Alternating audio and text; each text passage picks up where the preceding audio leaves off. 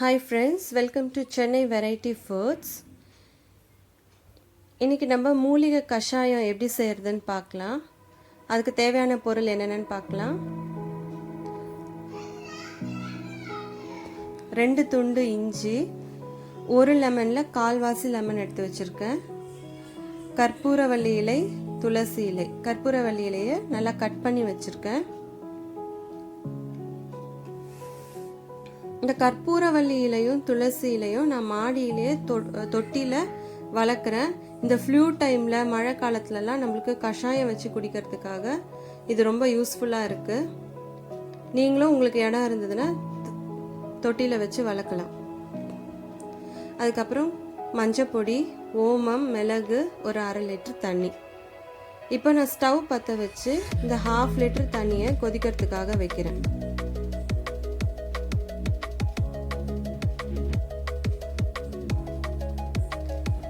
அதுக்கப்புறம் நம்ம கட் பண்ணி வச்சிருக்கிற துளசி இலை, கற்பூரவள்ளி இலை இதை போட்டுடலாம்.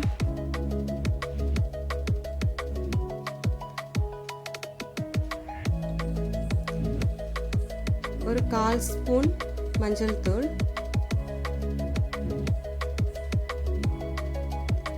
இப்போ மிளகு, ஓமம், இஞ்சி இதையெல்லாம் நல்லா இடித்து நம்ம அந்த தண்ணியில் சேர்க்க போகிறோம். ஃபஸ்ட்டு மிளகையும் ஓமத்தையும் நல்லா தட்டிக்கலாம். இதில்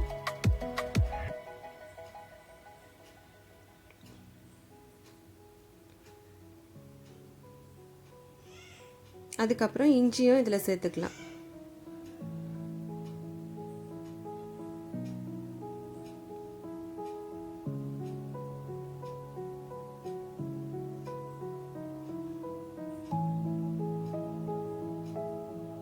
இப்போ நம்ம தட்டி வச்சிருக்கிற இஞ்சி, மிளகு, ஓமம் இதை இந்த தண்ணியில் சேர்த்துடலாம். இப்போ இது நல்லா கொதிக்க ஆரம்பிச்சிருக்கு. கொதிக்க ஆரம்பிச்சு ஒரு 10 மினிட்ஸ் நல்லா கொதிக்க விடுங்க. சிம்மில் திருப்பி 10 மினிட்ஸ் கொதிக்க விடலாம். இப்போ இறக்கிறதுக்கு ஒரு 5 மினிட்ஸ் முன்னாடி இந்த கால்வாசி லெமனை இந்த தண்ணியில் போட்டுருங்க. 5 மினிட்ஸ் கொதிச்சா போதும். ரொம்ப நேரம் கொதிக்க விட்டீங்கன்னா கஷாயம் ரொம்ப கசப்பாயிடும். இப்போ ஆஃப் பண்ணிடலாம்.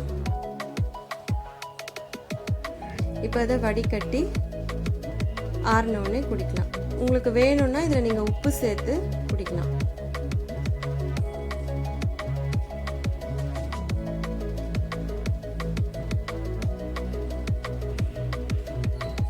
இந்த வீடியோ பிடிச்சிருந்தா லைக் பண்ணுங்க, சப்ஸ்கிரைப் பண்ணுங்க. தேங்க்யூ.